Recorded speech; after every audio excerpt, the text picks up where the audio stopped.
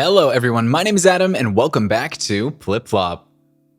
Alright, you saw the title, you know why you're here. We're back with more Choosing Beggars content, of course. Before we do jump in today, as I always say, if you haven't subscribed yet or you're new here, please consider subscribing. It takes one quick click and it means the world. Alright, let's get started. $300 one-bedroom RV for rent, fixer-upper, possible trade for something. I have a 28-foot Terry RV that needs extensive interior work done. I'm willing to trade rent for upgrades to RV, but you must make the improvements before moving into the property. Monthly RV rent is $300, and the lot rental is $600 monthly, includes water, capped, monthly lot rent due from beginning and not part of the improvement deal. This will come from the $300 monthly RV deal. Includes all park amenities. This is for one person only, no exceptions. Will also consider offers to purchase RV with option to rent campground space. Email/text me for details. So basically the TLDR of this one is, pay my lot rent while you fix my trailer that I might let you live in at a lower cost. Sound good? All right, so here we have what looks like a profile of someone who is advertising their music work. So someone who can compose music and giving prices and everything like that. And then the comments, of course, man, this is just overpriced. I can get a musician that can do the same thing as this for lower prices. Just lower your prices and I would buy this. Then get that guy to do it for you? Yeah, of all the choosing beggar tactics that we're familiar with, this is easily the weakest one. It's always going to be met with that response. Like, oh, I know someone who will do it for half the price. Okay, go to them. Bizarre choosing beggar moment at Pizza Hut. So there I was at my local strip mall carry-out Pizza Hut, waiting up front with one other customer for my order. A disheveled older man walks in wearing a t-shirt and pajama pants and carrying a Pizza Hut box. He walks up to the counter and the exchange with the employee, PHE, goes something like this. I called earlier. You said I could have this pizza for free. Yes, sir. We deliver it to your house by accident. You can keep that pizza. It's free. Choosing beggar opens the box, showing the pizza toppings to PHE. This pizza has pepperoni on it. I don't eat pepperoni. I'm sorry? Can you make another one? Sir?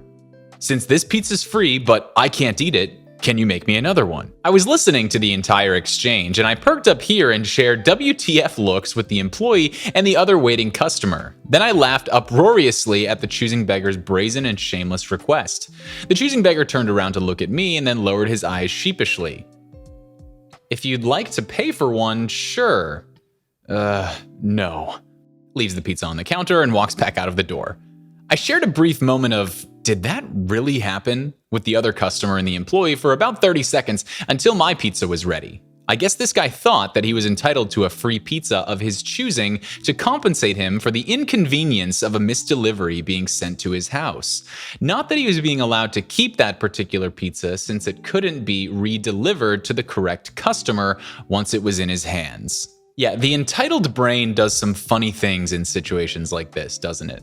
Clearly it told this man that it was a completely rational maneuver to drive back to the Pizza Hut that misdelivered a random pizza to him and ask for a new one with different toppings.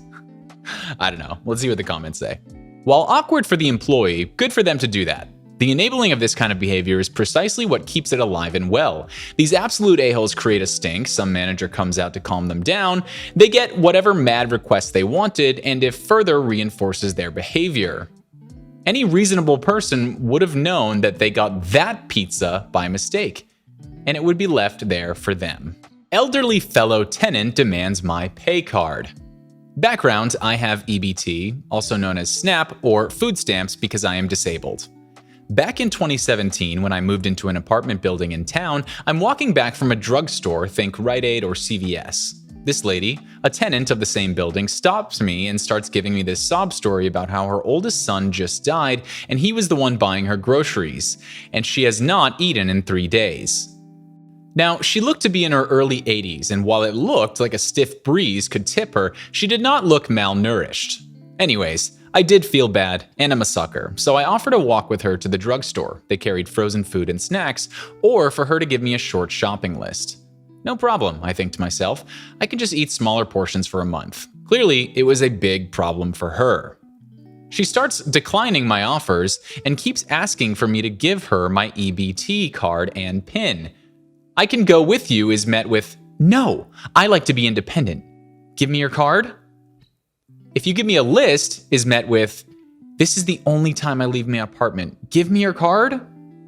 I'm not giving you my card is met with, word for word, a repeat of her whole spiel about how she's starving and needs food and her children are dead.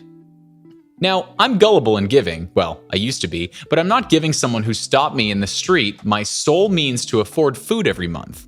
She follows me back towards the apartment building, wailing about how she needs food so badly, only to stop following when we actually get to the parking lot. A week later, a different fellow tenant is meeting us. Made cookies to welcome me and my roommate, nice lady. I mentioned the crazy lady demanding my EBT card, and this tenant, without even blinking, replies with, she tries that with every new tenant. Half the building has restraining orders against her because she demands debit and credit cards from everyone. She has not been removed because she's in her 80s and her kids won't talk to her. Neither of them are dead. Oh my God. I can't imagine what it would have been like growing up under a woman like that.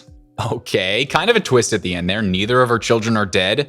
I mean, I guess that just goes to show the lengths that these people will go to and make up these stories to get free stuff. Let's see what the comments say. Had a similar lady next door to us when we first moved into one of our places. We ended up calling her Scam Ma. Okay. Maybe there's one in every neighborhood because we have one too, except she's younger than me. We're both single mothers, except I have far more children. One time, she told me she needed money for food. I had just done my 2-week grocery shopping, so I loaded up a good-sized box of all kinds of foods, including some of my food from storage, but mostly fresh fruits, meats, vegetables. 2 weeks later, she had an emergency and asked if I could babysit for her. Her diaper pail was in the garbage, and when I walked out, I figured that was the smell until I saw the whole damn box of food I'd sent her untouched. She tried to borrow money from me every single month, saying she couldn't pay her rent. She received child support. I didn't. I fell for it a few times. This was before the food box. I lent her very precious piece of baby furniture she asked to borrow, and she gave it away. It was maddening. Some people just don't have a conscience, and they don't care who they take from or how little others have. Yeah, that's insane. Just throwing away the entire box of food someone gives you. Had a similar situation when I was a kid, 14-ish.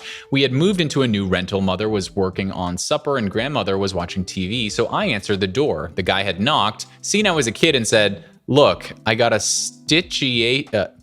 situation, but he pronounced it like that. Situation. Where's your mom? I called my mother and she comes over. Then he tries to spin something about how he used to live here and he needs us to keep letting him send his mail there and just leave it on the porch for him and he'll pick it up. He needs his food stamps, but he's living with his mom now and they wouldn't let two people in the same household have full SNAP. It would have been recalculated for the new household. Mother said no, it's fraud, and he needs to leave now or she'll call the cops. She also told him that we were on SNAP too, and somebody will notice if we both pull the same address. Wow, I'm learning a lot about SNAP and EBT scams today. I guess we all are. We finally have a weapon against the "are you gonna pay me" crowd? Now that I have access to AI-generated art, I wonder what use I have for you.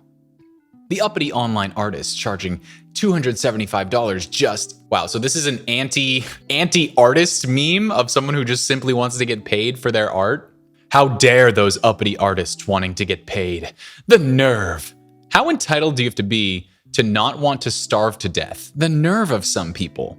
Love how they say, "Are you gonna pay me, crowd?" As if they themselves are in the right spot to make fun of others. Very true. Yeah, it's like you're literally making a meme about not wanting to pay for things. Looking for the company/persons that remove shrubs at no cost to homeowner. Thanks. Kind of a lot of words for basically just saying, come over and remove my shrubs for free. Unfortunately, they went out of business. Oh damn, because I was going to hire them for mine. We got quoted by one guy for our evergreens. $500, which is cheap. Was going to go for it. He only charged my neighbor like $200 to cut down her tree. Then I saw why he's so cheap. As he was using the root cutter machine that tears up the roots in the ground, I hear a very loud pop, like a pipe was hit. First thing that came to my mind was, shit, I think he cut my cable line since the cable box was right there. All of a sudden, he was done and starts kicking dirt and everything back in the hole. He left the pipe out. Sure enough, I lost my cable and internet. Of course, this was a Friday evening, so Comcast didn't come out till Monday and put a temporary line till the other guys could come out and fix it the right way.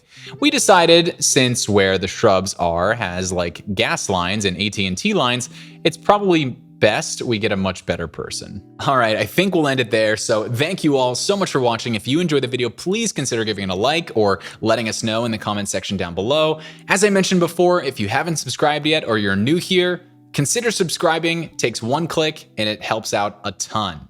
Thanks for sticking around, and we'll see you in the next one.